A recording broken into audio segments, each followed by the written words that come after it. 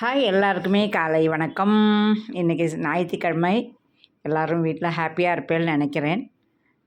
முடிஞ்ச வரைக்கும் எல்லாருமே வீட்டில் சந்தோஷமாக ஃபேமிலியோடு கூட இருங்க. நான் வாரத்தில் ஒரு நாள் ரெஸ்ட்டு அப்படிங்கிறது உடம்புக்கு மட்டும் இல்லை, நம்ம மனதுக்கும் சேர்ந்து ஒரு ரெஸ்ட்டு தான். ஏன்னா நான் நிறைய அந்த நாட்களை தொலைத்திருக்கேன். அதோட வேதனை எப்படி அப்படிங்கிறது எனக்கு தெரியும். என்னென்னா இன்றைக்கி எல்லோரும் ஏன் யூனிஃபார்ம் போடாமல் ஆட்டோவில் உட்காந்துருக்கேன்னு கேட்குறேடா. நான் இன்றைக்கி ஒரு ஃபங்க்ஷன் போகிறேன், அதனால் யூனிஃபார்ம் போடலை. ஒரு சீமந்தம் முடிச்சுட்டு அதுக்கப்புறமா யூனிஃபார்ம் போட்டு வண்டி ஓட்டணும். எனக்கு லீவ் போட முடியாத ஒரு சுச்சுவேஷன் நான் சொல்லியிருக்கேன், பொருளாதார நெருக்கடி. அது இல்லாமல் நான் வீட்டில் உட்காந்தும் பெருசாக ஒன்றும் நம்ம குழந்தைகள்லாம் சின்ன குழந்தைகள் இல்லை. அதனால் கண்டிப்பாக ஒரு பேரண்ட்ஸுக்கு தன்னோட குழந்தைகள் ரொம்ப ரொம்ப முக்கியம். பணம் பணம் பணம்னு நம்ம ஓடிடி கடைசியில் பார்த்துட்டு போகும்போது வாழ்க்கையில் பணமும் இருக்காது, ஃபேமிலியும் இருக்காது. அந்த அளவுக்கெல்லாம் நம்ம சினிமாவில் வர மாதிரி ஓடி ஓடி சம்பாதிச்சாலும் அண்ணாமலை அருணாச்சலம் அப்படிங்கிற மாதிரி அவ்வளோ பெரிய வாழ்க்கையில் பெரிய ஆள் ஆவோமா அப்படிங்கிறது மிகப்பெரிய கஷ்டம். அதனால் இருக்கிற லைஃப்பை ரொம்ப சந்தோஷமாக வைங்க. என்னோடய ஃபேமிலியை நான் யோசிச்சுருந்தேன்னா நிறையா ஓடி ஓடி ஓடி ஓடி நான் சொல்லியிருக்கேன். என்னோடய காதல் திருமணம், பொருளாதார நெருக்கடி எல்லாராலும் வெறுக்கப்பட்டு நம்ம ஓடும்போது நான் எப்படி பணம் பணம் பணம்னு ஓடினேன். பணமும் ஓடும்போது பார்த்தீங்கன்னா குழந்தைகளை நம்ம சரியாக மிஸ் பண்ணிட்டோம். நல்லா ஓடினேன் ஓடினேன் ஓடினேன் ஓடினேன்னு சொல்கிற மாதிரி ஆட்டோ ராஜ்யக்கா அப்படின்னா ஒரு ஐடென்டிஃபிகேஷனான எனக்கு உண்டாக்கினேன். ஓரளவுக்கு பொருளாதாரத்தை ஈட்டிட்டேன். ஆனால் பின்னாடி என்னோடய வாழ்க்கையை நான் பார்த்தேன்னா நான் வாழ்ந்த வாழ்க்கை என்னமோ ஜீரோ தான். என்னோடய குழந்தைகள் கூட சரியாக ஸ்பெண்ட் பண்ண முடியல. அதனால தான் நான் இப்போ நீ பார்த்துருப்பேன் வீடியோவில் நிறைய பக்கத்து குழந்தைகள் கூட எல்லாம் நேரம் ஸ்பெண்ட் பண்ணிட்டுருக்கேன். வேறு குழந்தைகள் கூட நேரம் ஸ்பெண்ட் பண்ணிட்டுருக்கேன். அதனால் வாழ்க்கை அப்படிங்கிறது ரொம்ப ரொம்ப ரொம்ப ரொம்ப முக்கியம். அதே மாதிரி உங்கள் வாழ்க்கையும் சந்தோஷமாக எல்லாருமே தன்னோட வாழ்க்கையை தன்னோட ஃபேமிலி கூட சந்தோஷமாக செலவு பண்ணுங்கள். வாரத்தில் ஒரு நாள் குழந்தைகள் கூட குட்டிகள் கூட நல்லா தூங்குறது, எழுந்திருக்கிறது, அவங்க கூட விளையாடுறது, அவங்களுக்கு பிடிச்ச இடத்துல கூட்டின்னு போகிறது, இந்த மாதிரியான ஒரு வாழ்க்கை தான் கிடைக்காது. எவ்வளோ பிஸியானாலும் வாழ்க்கை இந்த மாதிரி ஒரு விஷயம் ரொம்ப ரொம்ப முக்கியம். நிறைய நான் அதை மிஸ் பண்ணுறேன். நிறையா யோசிக்கும்போது ரொம்ப ரொம்ப கஷ்டமாக இருக்கும்.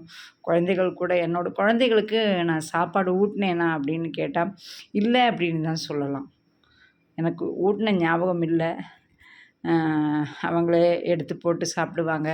ரொம்ப சின்ன என்னோடய பையனை நான் ஒரு 3 மாதத்துலேருந்தே குழந்தைகள் காப்பகத்தில் விட்டு தான் வளர்த்தேன். நம்மளுக்கு பொருளாதார நெருக்கடி அது ஒரு பக்கம்.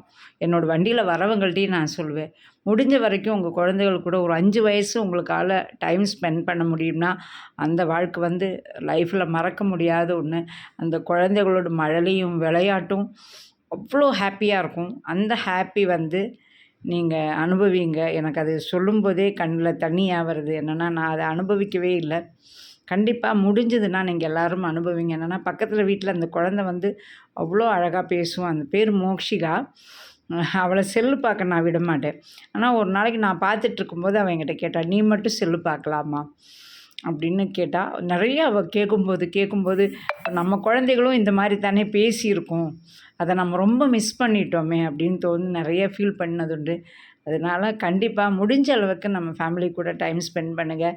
பொருளாதாரம் வேணும், வேண்டான்னு சொல்லலை. ஆனால் ஃபேமிலியும் ரொம்ப முக்கியம். நான் எங்கள் அப்பாவை ரொம்ப பார்க்கணுன்னு ஆசையாக இருக்குது.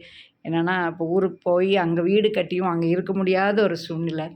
பொருளாதார நெருக்கடி. இன்னும் ஒரு 6 மாதம் எப்படியாவது நான் சென்னையில் தாக்கு பிடிச்சி அதுக்கப்புறமா ஊரில் போய் 98 வயசான எங்கள் அப்பா, கிட்டத்தட்ட 87 வயசான எங்கள் அம்மா, இவங்களுக்கு 2 பேருக்கும் பணிவிடை செஞ்சு அந்த வீட்டில் அவங்க கூடயே இருக்கணும்னு மிகப்பெரிய ஒரு கனவு. நம்ம எல்லாம் முடிச்சு அங்கே போனதுக்கப்புறம் அவங்க இல்லைன்னா அந்த வீட்டை பற்றி யோசிக்கிறதுக்கே எனக்கு கஷ்டமாக இருக்குது. அதனால் கண்டிப்பாக எவ்வளோ கூடிய சீக்கிரம் நான் போய் அவங்களுக்கு பணிவிடை செய்ய முடியுமோ அந்த அளவுக்கு நம்ம ஊருக்கு நல்லா பணிவிடை செய்கிறோம், நல்லா ஹெல்ப் பண்ணுறோம், மக்களுக்கு எல்லாமே சப்போர்ட் பண்ணுறோம். ஆனால் சொந்தம் தாயும் தகப்பனுக்கும் நம்ம எதா பண்ணுறோமான்னு கேட்டால் இல்லை. நிறைய பேர் நிறைய பேர் அப்படி தான் பண்ணிகிட்ருக்காங்க. ஒருத்தர் என்கிட்ட சொல்லவே செஞ்சார், அம்மா அப்பா இருக்காங்கன்னா அம்மா அப்பாவை சரியாக பார்த்துக்காம ஊருக்கெல்லாம் பணம் கொடுத்துட்ருக்காங்க. அம்மா அப்பாவை பார்த்துக்கிறதே இல்லை, ஒரு வேலைக்காரியை வச்சு பார்த்துட்டு ஊருக்கெல்லாம் பணமாக அள்ளி வீசிகிட்ருக்காரு. அதில் எந்த விதமான பிரயோஜனமும் இல்லை. நம்ம யாருக்கும் எதுவுமே கொடுக்கலன்னா கூட பரவாயில்ல, நம்ம அம்மா அப்பாவை வயசான காலத்தில் சந்தோஷமாக அவங்க ஹாப்பி இருந்த வரைக்கும் இருக்க போகிறதில்ல, அந்தளவுக்கு ஹாப்பியாக வச்சுட்டோன்னு வச்சுக்கோங்களேன், இந்த மாதிரியான ஒரு வாழ்க்கை லைஃப்பில் நம்மளுக்கு ஒரு ஹாப்பி கிடைக்கவே கிடைக்காது. நம்ம என்ன செய்கிறோமோ அதை மட்டும்தான் நம்மளுக்கு திரும்பி கிடைக்கும். இதுதான் வாழ்க்கை. எல்லாருக்குமே have a nice day. Bye bye.